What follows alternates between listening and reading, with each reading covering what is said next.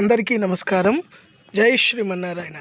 ధనుర్మాస తిరు అధ్యయన ఉత్సవాల్లో భాగంగా 2025 జనవరి 10వ తేదీన వైకుంఠ ఏకాదశిని పురస్కరించుకుని తాడిపత్రి రెడ్డివారిపాలెం కోదండ రామరంగనాథ స్వామి దేవాలయంలో జరిగే విశేష కార్యక్రమాలను తెలుసుకుందాం. మొట్టమొదటి విశేషం, స్వామివారు ముత్తంగి సేవలో దర్శనమిస్తారు. వైకుంఠ ఏకాదశి నుంచి ఒక 3 రోజులు మాత్రమే స్వామివారు ఇలా ముత్తంగి సేవలో దర్శనమిస్తారు. మొదటగా ఈ దేవాలయం నుంచి రామానుజాచార్యులు తాడిపత్రి వాసుల కొంగు బంగారమైన చింతల వెంకటరమణ స్వామి సన్నిధికి చేరుకుంటారు.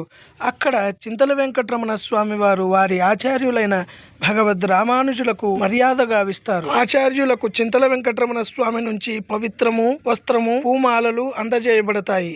ఆచార్యులు చింతల వెంకటరమణ స్వామి మర్యాదను స్వీకరించి పట్టణమంతా స్వామివారితో కలిసి బయలుదేరుతారు. భక్తులను అనుగ్రహిస్తారు. సాంస్కృతిక కార్యక్రమాలు, మంగళవాద్యాల నడుమ పురప్పాడు